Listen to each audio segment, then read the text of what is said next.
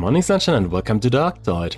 I didn't expect to come back, but lately YouTube tried shoving down a lot of Darktide content down my throat and it ranged from good over questionable to downright cringe. So here's a little something to set the basics straight.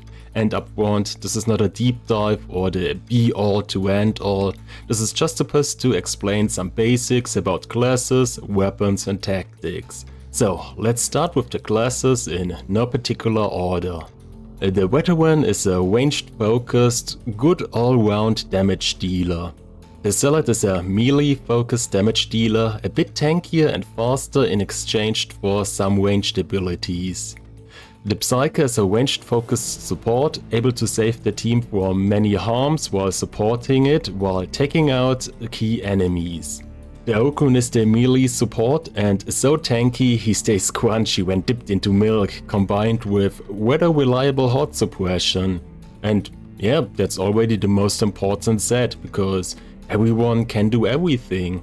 It's more about comparison. For example, by now the Okun can cause some range damage, but don't expect it to come close to the amount of damage caused by the veteran. Can you clear a horde with a veteran? Sure. But the Zealot does it in a fraction of the time. Can the Zealot stun lock enemies and hordes? Yeah, but the Psyker can do it all day long.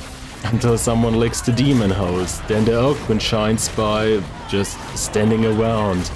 Until a specialist comes around, then the Psyker... I think you see how this works. Everyone can do everything, but some are more able to. The same idea continues into the weapons. There are no good or bad weapons, but every weapon is somewhere on a scale from kills many enemies to kills one big enemy. Let's start with some extremes. The Zealot's Flamer. Horde clearing? 10 out of 10 screaming heretics. Specialists? Meh. Heavy? Definitely a weapon for horde clearing. On the other hand, the Thunderhammer. Horde clearing? Meh. Specialists? Kinda slow in comparison, but okay. Heavies?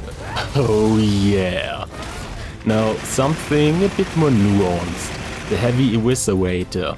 Besides sounding like a sex toy, it's okay for horde clearing, but in comparison there is better. Specialists? Works like a charm. Heavies? Yeah, but not specifically made for the task. Middle, but more single target focused. The new Relic Blade. Heavies and specialists, thanks to its special abilities sometimes, but clears horde no matter the circumstances. I could go on like this forever, but I think that's enough to get a point across. Everything can be used for everything, but in comparison some are stronger one way or another. And about the general and tactics, the idea is to combine your loadout to deal with different situations inside your class's area. For example, a veteran with the assault chainsword to deal with hordes and specialists, and the spearhead bolt gun to deal with specialists and heavies. They are faster ways of dealing with hordes and heavies, but you can deal with every situation. Another example, the Flamer for hordes and the combat axe for specialists and above. Just leave all those pesky snipers to the Psyker and veteran. Maybe that's a me thing, but I hardly ever block. Usually I dodge since it works against everything, and in combination with a slide you can evade attacks while dealing damage. You can even use it offensively. And yes, I really suck with Oakwinds.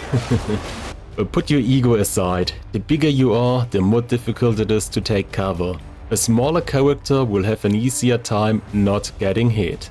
Since everyone has areas in which they are better or weaker, stick together. It's a team game.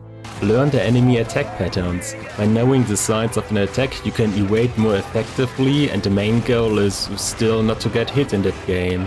And that's, at least in my opinion, the basics everything else builds upon.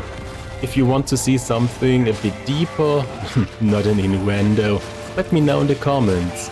Alright, I hope this is somewhat useful, thank you for watching and hope to see you again the next time. And until, have a great day.